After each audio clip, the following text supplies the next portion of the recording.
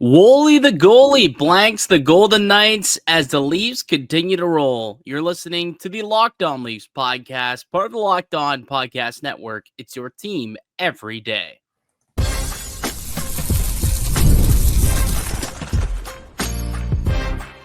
You're Locked On Maple Leafs, your daily podcast on the Toronto Maple Leafs.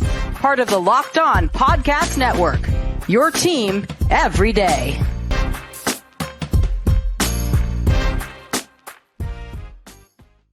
Hello and welcome into the Locked On Leafs podcast, a daily Maple Leaf-centric podcast hosted by myself, Mike DiStefano, and my co-host, Dave Morassutti. Today's episode is brought to you by FanDuel. You can start the season with a big return on FanDuel. New customers can place a $5 bet, and you'll get started with $150 in bonus bets if you win that initial $5 bet. Visit FanDuel.com to get started. What's going on, Dave? How are we feeling on a Thursday after a big-time dub for the Maple Leafs? Yeah, it's feeling pretty good after that big-time dub. And we said going into this game, don't underestimate this lineup. I know they're missing, like 7 forwards? Yeah, forwards? yeah. Half of the opening night forward lineup, yes. And didn't I mean, it's hard to argue with the results. Looked pretty good. It did look pretty good. Leafs with a 3-0 win over the Vegas Golden Knights. So they blanked the Knights. And I mean, Joseph Woll, that was the best game he's had all year. And that was the type of stuff that we saw from him last season that made you think, okay, he could be a true number one goaltender. You know, I think the Leafs, the only part of the game where they kind of didn't have it was, the second period I thought was a little slow for them and allowed Vegas to really, push. The penalties didn't help, right? They took a couple penalties in that second period, which put them on the power play a couple of times. But if your goalie's your best penalty killer, you're usually going to turn out some pretty good stuff. And that's exactly what Joseph Woll was able to do. He was incredible tonight, truly. 31 save shutout. I think he had like a 2.44 goals saved above expected. So certainly to me, Joseph Woll's best outing of the season. Oh, 1,000%. And what I really liked, and Joseph Woll is in the right headspace is when it looks easy. He's like, there's some tough saves he made, and he made them look easy. Like there's one chance where he makes the initial save, and there's a guy open in the slot, kicks away the rebound that save, and like it was nothing, right? And the effort, right? It looked effortless for him tonight. And like this is a good. I understand Vegas doesn't have like a guy like Mark Stone. This is still a good Vegas team, right? Jack Eichel looked very frustrated. He wasn't really able to get much going in this game. Yeah, you talked about that second period. Like that was like a onslaught of chances. I don't know how many high danger chances there were in that period. I didn't look at natural stat trick for that, but 12 scoring chances for Vegas in that period. Only 4 were technically considered high danger, but 12 scoring chances in total for Vegas in that second period. Yeah, that's obviously that's not it's one of those where a 4 doesn't sound like a lot, but 4 that could have changed the tone of the game. Mm-hmm. Right? It was still 1-0, and the Leafs looked like they were I was kind of getting concerned that they were going to try to hang on for the rest of the game with a 1-0 lead. Thankfully, that didn't happen. They did give Joseph Woll a little bit more of a breathing room, right? But yeah, I think this is the type of game you need to see from Joseph Woll. Just again to get his confidence going, keep building that confidence, and that especially with not a lot of games he's been waiting to play too. I thought that was also important for him to get this win. Absolutely, and hopefully they can continue to build off of that. Speaking of building off of impressive performances, the kids are all right, Dave. The kids are all right. Fraser Minten opened the scoring with the game's first goal, and then Nikita Grebenkin, he didn't hit the score sheet couple of good chances and opportunities to do so. But I thought that he was kind of all over the place. He ended up being, when Matthew Knies got injured, which we'll go into in just a moment, he kind of gets elevated and gets an opportunity to play an elevated role up in the top six. And I think it was kind of rewarded for how well he'd been playing, the level of physicality that he was playing with. And that's really what we wanted to see out of these kids, right? It's you have an opportunity here. Go show and prove that you're ready for the moment, ready for the NHL. I didn't think either of those two looked out of place. They both look pretty good to me tonight against a pretty, heavy, tough, skilled Vegas Golden Knights team. Well, that's it, right? It's a very skilled Golden Knights team. It was a team that's very physical, as we knew going into this game they were going to be. I think maybe this game showed maybe a little more than some would have expected, but didn't fade. It was a very chippy game. Chippy game. Was not expecting that. Wasn't expecting it to be. I thought it was going to be physical. I didn't expect it to be like this. Was like two teams that hated each other playing in this game. Kind of some reason why these teams would eventually start hating each other as the game went on. But I don't know if you heard Grebenkin after the game speaking to reporters. Forecheck, backcheck, pitcheck. What a line! That's got to be a shirt. Can we pull that? Can we pull that in? Can we play that? Because it was actually hilarious. Because the laugh afterward is awesome. And I mean, Grebenkin, if he's going to play this way, if he's going to play this aggressive, if he's going to be hungry for pucks, if he's going to be willing to finish every check like he did on Shea Theodore in the second period there, I mean, Grebenkin has a chance to be a piece in this bottom six. He doesn't have to play the top six. I don't know if Grebenkin is necessarily a top six guy, but if he can give you that in the bottom six, it gives you a little something. But this was hilarious. This was Nikita Grebenkin. After his first game in the NHL, this is what he had to say. Back check, forecheck, and paycheck. Back. That's like some lunatic laughing, and it's amazing. The laugh. Well, it's like he held it in so perfect just to say it, and then the second he finished, he just unloaded. He was like, thought it was the funniest thing ever, and it is funny. His English isn't great, but I mean, if you could say, forecheck, backcheck, paycheck, bro, which obviously is a classic line from I was a Shorzy, but the original Shorzy. What the hell's it called? Why am I blanking on it? Letterkenny. Thank you. Classic Letterkenny line. And it just is funny. And look, before the game, they asked him, like, oh, are you excited? And he basically said, if we win, I'm happy. If we do not win, I'm not happy. They won. He was a happy camper. And that smile and laugh at the end there obviously showed it. The smile from Fraser Minten, big old grin after scoring the opening goal of the game. Really good play. Hey, go to the net, right? You go to the net. When skilled players like Nylander have the puck, they'll find you. And he did. Beautiful play, beautiful feed from Nylander to get the puck over to Minten.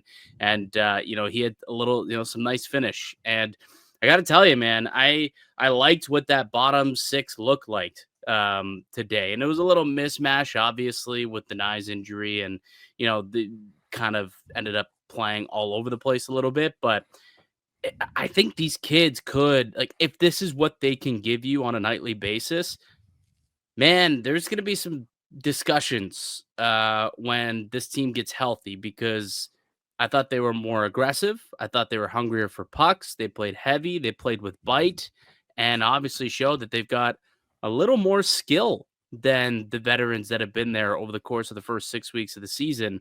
If these kids continue to play this way, they might have a chance to stick, because I think it gives the Leafs a lot better secondary, tertiary options kind of at the bottom of the line, which they've been lacking desperately. Again, when we talked about like moves Leafs should be making, and speed. Also speed. How many rush chances did we see today? Probably as many as we've seen all year. Oh my God, that third period was just a breath of fresh air to see them just explode out of the gate. But when we talk about like trading a David Kampf, it's not just because we just want to trade David Kampf. It's because what that opens up for other guys, right? You can't afford to bring up all these players because you got a David Kampf, right? And we said going like without David Kampf, how is this going to change how the lineup looks with the young guys getting the opportunity? And as we see, looks pretty good, right? You have Pontus Holmberg who can play center. Lawrence is still a menace with blocking shots with the same foot a couple times. A little concerning, but I mean, hey, that's what he's paid to do. Right? And you just got more. You have more versatility in that bottom six. These aren't just guys who can hit and forecheck, but they can also do other things too, right? Minten's showing he has maybe a little more of a nose for the net for scoring chances than people may have thought before, right? Now that he's developing that a bit more, he's learning that now playing with the Marlies. 4 points in 4 games. I know it's not incredible, but for a guy who's playing and a kid who's playing his first 4 games in professional hockey, I think that's pretty good. It speaks to And he's coming into this. Like, I think people need to realize Fraser Minten is coming into this with players already up to speed on the season. He has not played hockey up until this point. Like, that's also impressive too, to see a young player get up to speed when other players are already there. Yeah. Now it is only 1 game, so I don't want to sit here and go a little overboard. But again, if they can continue to play this way, I think there will have to be some decision making done moving forward. But they gotta earn it, right? They can't be given these opportunities. They gotta earn it, and they did it tonight. But it takes more than 1 day. It takes more than 1 game to earn a spot in this lineup. One other storyline coming out of this game, obviously, is the injury to Matthew Knies. So why don't we take a break?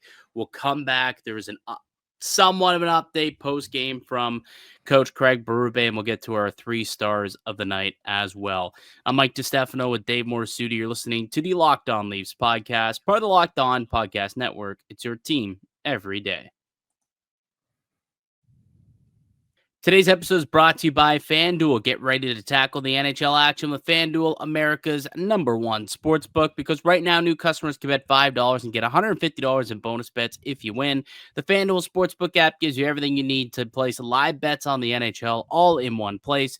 So when you get a hunch in the middle of a game, you can check out the latest stats, view live play-by-play, and so much more on the same page where you place your bets. Just visit FanDuel.com to join today. You'll get started with $150 in bonus bets if you win that first $5 bet. That's FanDuel.com. Never waste a hunch and make every moment more with FanDuel, an official sportsbook partner of the Locked On Network. Today's show is also brought to you by GameTime. GameTime Picks filters out the fluff.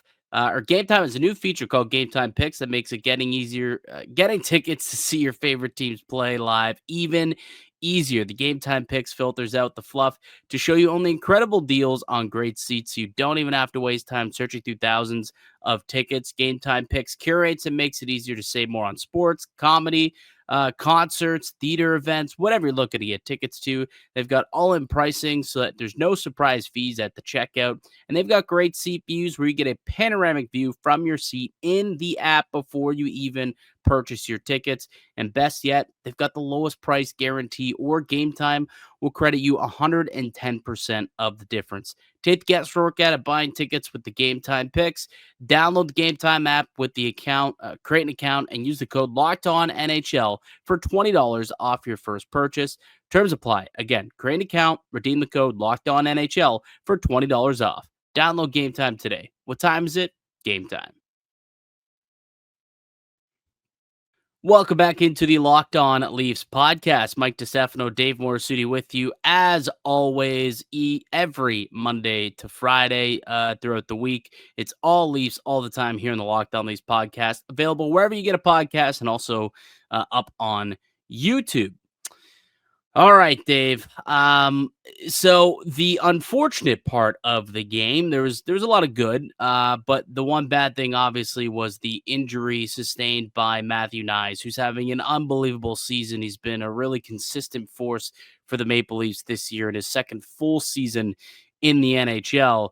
He took a pretty big open ice check from Zach Whitecloud, did not return. He looked like he hit his head off the ice, went into the tunnel, and yes, did not return What update, if any, did Craig Berube give us after the game? Yeah, not really much of an update. They're gonna know more tomorrow. So obviously Thursday they'll find out more. Obviously with plays like this, with the way it looked, it's not surprising he didn't come back. I know some people were wondering maybe if he would come back, but this it's a tough situation, right? Because he's had a concussion before, so the Leafs are going to try to take this. They're gonna be very extra cautious about it, especially not just the initial hit he took, but the way his head hit the ice. Like Yeah, I think to me that was the more concerning part because he's not able to brace himself for the hit. right. And that's what made it a tougher hit, in my opinion, was the way his head hit the ice. So yeah, it'll be and with concussions, he could be fine, but then the next day it could change, right? Yeah. Luckily for the Maple Leafs, they don't play again until Sunday, so there is quite a bit of time between now and the next game. And then even if he does miss one, they don't play again until the following Wednesday. So, it's a soft part in the schedule where there's not a lot of games. So, it is a time where the team can heal up and look, they're already missing a boatload of guys. So, it would suck to have to miss one more if Matthew Knies can't go Sunday against Utah. But yeah, really big blow because he's been playing outstanding, really, really solid hockey. He's been one of the most consistent players for the Maple Leafs, in my opinion, on the puck, off the puck, in all aspects of the game. And he's been, a treat to watch now, even on the power play too. So, a really, really unfortunate injury for Nyes. Hopefully, it is not a long term one, and it's more of a scare than anything else, and a precautionary thing. But again, Berube did say that he'll be reevaluated tomorrow, and we'll have more answers for you guys on Friday's podcast about Matthew Knies. Maybe, who knows? Because this team doesn't often give you a whole lot of answers when it comes to injuries, but we'll report whatever we hear.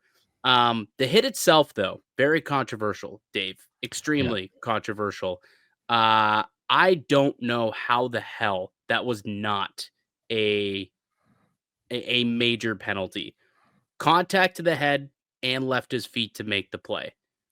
Both of those two, to me, constitute as a major penalty. He got nothing. Zach Whitecloud got nothing from that. Can we stop doing the screenshot of him maybe like what like a not pixelated screenshot saying his feet never left the ice and showing a screenshot when in the video his feet literally were not on the ice? I'm seeing people defend. I think Jay Rosehill also said his feet never left the ice. I saw what Jay Rosehill said. I don't think he said that they never left the ice. I think what he was saying is when his feet left the ice, he's saying it was due to the impact, not that he launched himself, but it was due to impact. So a pixelated still would not show anything based off of that. You clearly could see that he left his feet. Now, whether it was from impact or not, I guess that could be open to interpretation, but when he made contact, his feet were not on the ice. Yeah. At some point during the hit, his feet were not on the ice. That is He what was happened. he was going when you look at I there's one angle I really Are we allowed see. to play it or no? Yeah, I have one angle here that's really good that I'm looking at right now. I'll make sure there's no sound on it, just won't prevent any YouTube shenanigans on it. But like you look at this hit. So as we're playing it here on YouTube, like he's launching himself up. Yes. Like, what are you talking about? He did not even need to do that. He just had to skate through him, but he was pushing himself up. Oh, he was tucking in the elbow. No, he didn't tuck in the elbow because afterwards through. That's an explosion. That's an explosion. And principal point of contact was in the chin and to the head. His shoulder hit him right in the head. I'm sorry. This is the head area right here from the neck, chin up. Dude, I don't know what the hell these refs saw because the problem is they looked at it. Like, it was originally assessed a major, if I'm not mistaken, and it allowed them to look at it to make sure. And then they said no penalty was accrued during the play. Like, what the hell replay did you see where you didn't deduce that? Because everyone else on Twitter and everyone else watching the game thought that was going to be a penalty. I mean, geez, Cuthbert was beside himself.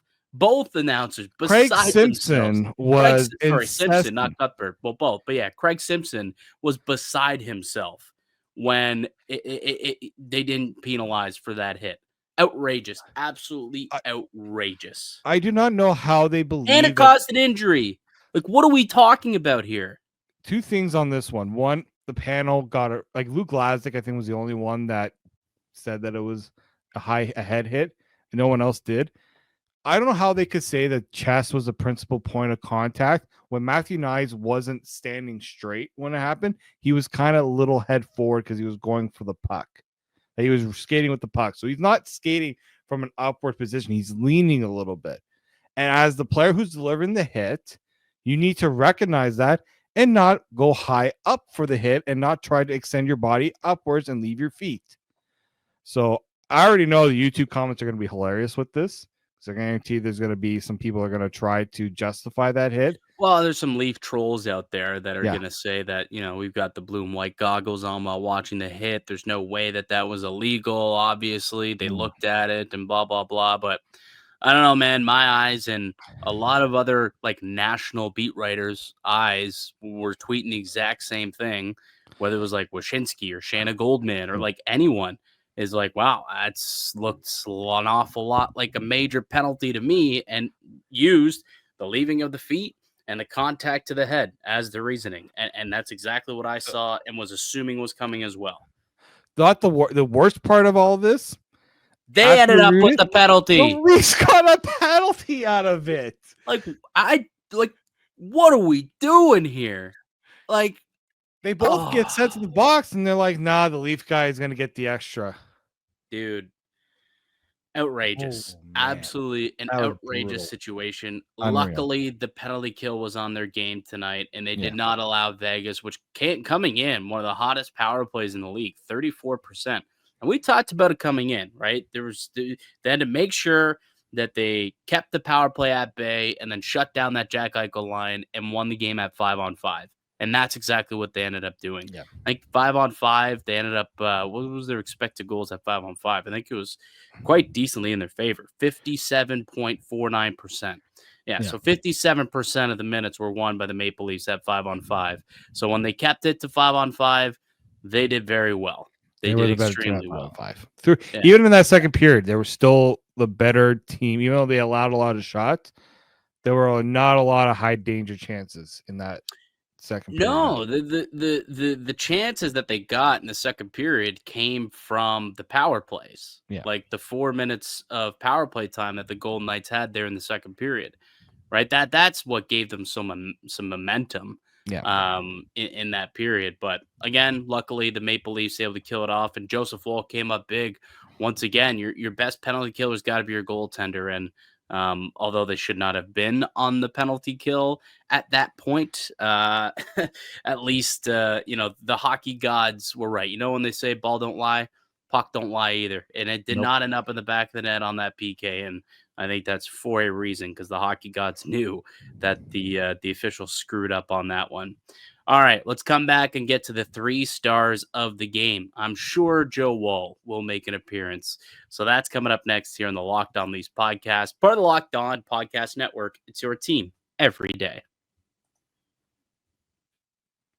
Today's episode is brought to you by PrizePicks. You can now win up to 100 times your money on PrizePicks with as little as 4 correct picks. PrizePicks is the only real money daily fantasy platform with an injury insurance policy, so your lineups stay in play even if one of your players gets injured or leaves in the first half and doesn't return, i.e. Matthew Knies. PrizePicks will keep your lineup live.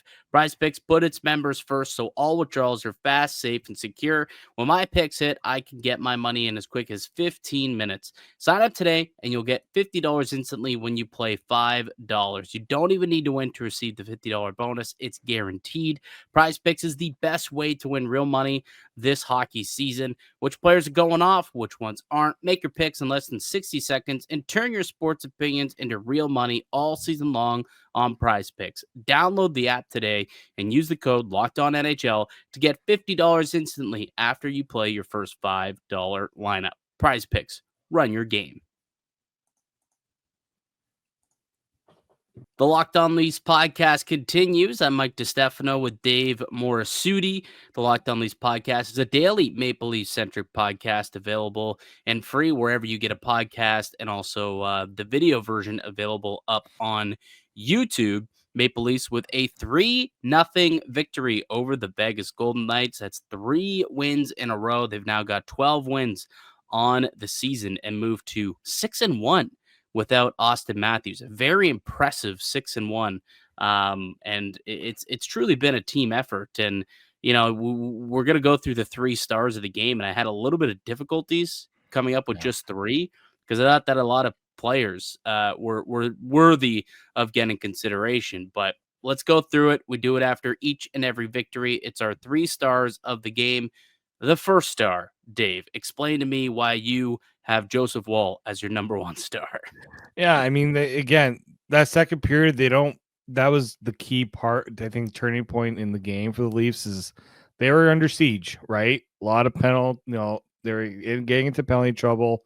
The game was getting a little away from them in that the physicality, they're trying to a little bit of retribution, taking a little extra hits on Vegas guys. Timmins doing, I don't know what the heck he was thinking on that one penalty he took. A bear hug.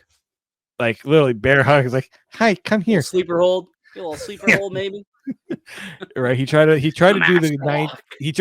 1980s Craig Berube, and so like this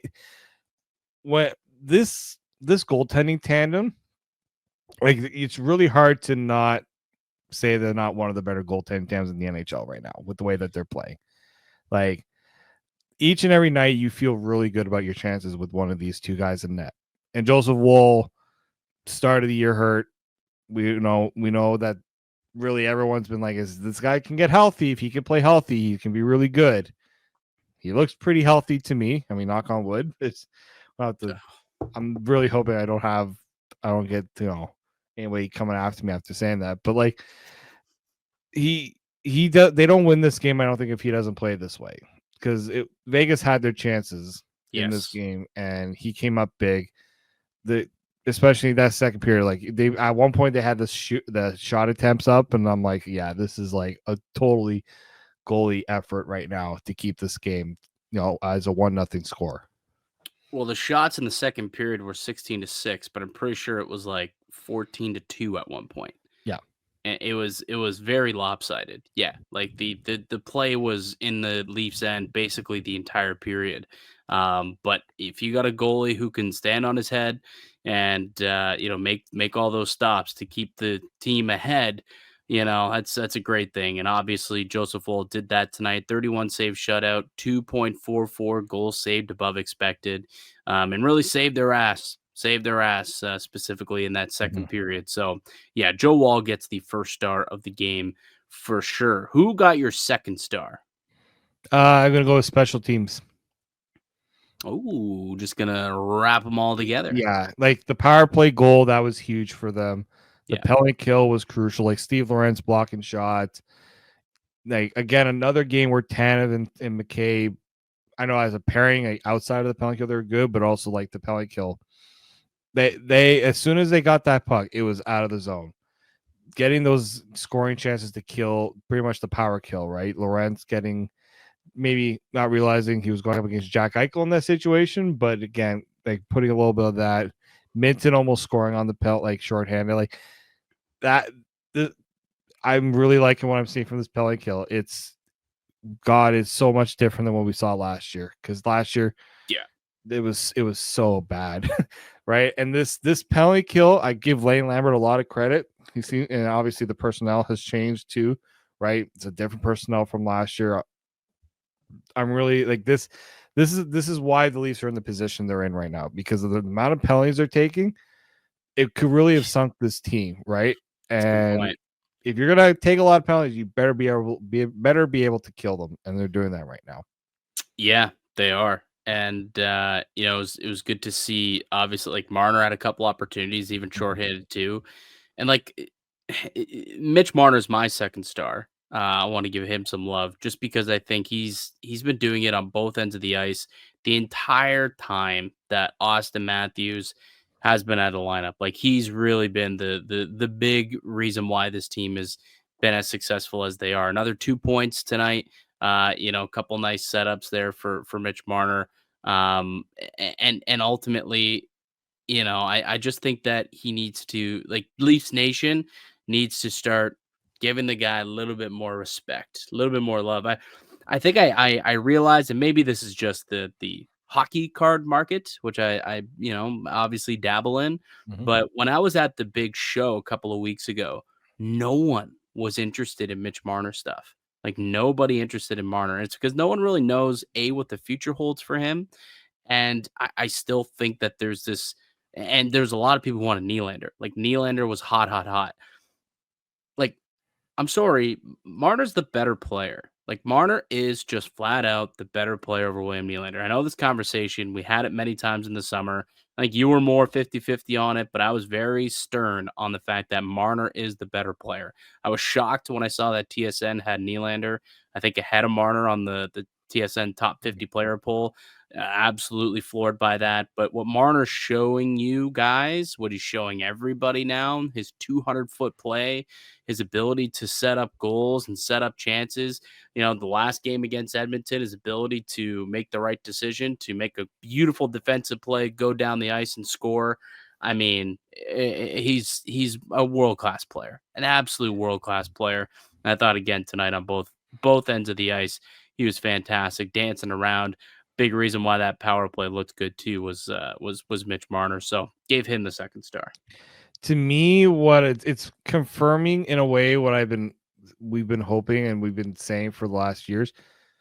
It's better that these two, if Marner and Matthews don't play together, in my opinion, because what you're seeing right now, Mitch Marner has always deferred to Austin Matthews when they play together. Mhm. Now Mitch Marner's not playing with Austin Matthews. He's now stepping up because he has to. And he's not being forced to, I got to get Austin the puck. He's got to score. Yes, Mitch Marner's still, passing the puck off, but he's holding on to it more. He's more assertive, in my opinion, right? They're a great duo. We've seen great duos. I just think Mitch Marner has always looked better without Austin Matthews. And Well, it's like, this time has proved it. well, it's like in basketball when you have just like two ball dominant players on the court at the same time. Like individually, they could be two top 10 to 15 talents in the league, but together, it just doesn't quite work. And it's not to say that Marner Matthews doesn't work, because it does. It has for the last few years. But It works better with the well, it's not that it works better. I think it's better for the team. Like it just stretches out the scoring. Like I think it's just better overall because it allows Matthews to really anchor that first line, and then Marner can anchor his own line too. Now you've got two lines that can absolutely tear it up. Yeah, I'm with you. When Matthews comes back, hopefully at some point he heals up and comes back after Germany. Yeah, I wouldn't put them together. I'd keep them apart. I would for sure. I would keep this McMahon, Tavares, Marner trio together. Yeah, me too. Me too. And then, I mean, we know that Nylander and Matthews work. Nylander, Matthews, and Knies. Yes, please. Yeah. Like, it's just a really good top six at this point. This is a really good top six. Who do you give your third star to? I actually gave it to Willie. Mm-hmm. That Minten goal doesn't happen by the way. Same. Yeah, like that Minten goal doesn't happen without William Nylander undressing Alex Pietrangelo, right? Pietrangelo's like, I'm going to force you to the outside. But I was like, that's cool. I got a guy who's driving to the net, and you guys just left him wide open, right? Every Vegas player sees Nylander with the puck, and they're like, all right, we got this. And what does he do? He passes it off. And there was a part in the game where he was on a 2-on-1, and he tried to pass it. I don't know who was on the other side. Was it Holmberg on the other side? I can't remember who was on the other side of the 2-on-1, and Hannafin blocked the pass attempt. And I'm like, Willie, man, you got to shoot that. Like, they're daring you to shoot, and you didn't. So what happens the second time he does it? He shoots. Shoot. and he Scores. scores. Like I was watching with some buddies of ours, and like he's literally going on that 2-1. I said, I swear to God, this guy passes, I'm gonna lose it. I And said the same thing. Exact same thing. I'm like, dude, you better shoot this one. You better shoot this one. Shot, scores. Not a great goal to give up if you're Aiden Hill No, right between the legs. It's not like it was a beautifully placed shot. 5-hole, got a piece of it with his pad and it kind of trickled in. But hey, a goal's a goal, buddy. You're not gonna ask how at the end of the year. Just gonna ask how many. And he's up to what's that, his 12th goal? Is that 12 on the 12 year? goal. I think this 12 is on the year. I think I was reading it somewhere that he's on a like roughly similar pace to what he had last year, which that's pretty impressive. Like we always wonder if he's gonna have a bit of a. Oh, sorry, I think he has 13 goals. I think 13 through 20. Was that his 13th? Here, I can double check really quickly. And he had 20. Yeah, he had 13. 12 through 20 last year. So 13 goals through 20 games is 0.65 per game. You times that by 82. That's a 53 goal pace he's on right now. Yeah, we know that he did at the end of the season. There was a bit of he missed his chance to get to the 100 points, and because he did have a bit of a dip at the end there. But I liked what I've seen. He's still leading the charge with the goal scoring, right? That's what you expect from him. That's why you paid him, right? More, and he's not. At least he's not like disappearing through this time, right? You get worried about that, but no, he's again. He was playing with tonight. Who was his lineman? It's Holmberg and Knies, and then Grebenkin actually ended up getting put up there for a bit. Right? It's not like he's playing with offensively. Like Knies is a good offensive player, but then he loses Knies and he's still producing well, especially on the power play. Like that's the reason why the power play has been so good, is because he is also leading the charge there on the power play, because they need that. Right? With Matthews out, we were talking about the power play looks better because other players have had to step up. Right? It's not all on Matthews' shoulder. So I've liked what I've seen down Nylander. He's putting up the goals. I think he's not far off the NHL lead too, which is pretty 15, impressive. Right? So he's 2 goals shy of the lead, and the leader is out for the next couple of weeks in Alex Ovechkin. So there's a chance to chase down the lead here. I mean, I don't know if I necessarily look at Nylander and think like Rocket Richard winner, but hey, he does keep elevating year after year. Just does seem to get better and better. So when he gets the opportunities too, right? Because he's always fallen in the pecking order behind Matthews with the power play and even on 5-on-5. Right, right. We'll see. We'll see what ends up happening. That's now 20 games in the books, Dave. 20 games in the books for the Toronto Maple Leafs. They sit atop of the Atlantic Division as of now with a 12-6-2 record, 26 points, which is one more than the Florida Panthers, who they play next week. On tomorrow's show, let's do a little 20-game quarterway wrap kind of thing. So that'll be tomorrow's podcast. We'll come back and we'll kind of dive into what we've seen through the first 20 games in the new Craig Berube era. So that'll be tomorrow's show. That does it for us for today's podcast. However, I'd like to thank you all for listening and supporting the show. You can subscribe to the Locked On Leafs podcast on all platforms and receive daily Leafs content. Follow myself on Twitter at Mickey_Canuck. Follow Dave at D_Morassutti, and follow the show as well at Locked On Leafs. We'll be back with another episode for you guys tomorrow. But until then, keep it locked right here on Locked On Leafs.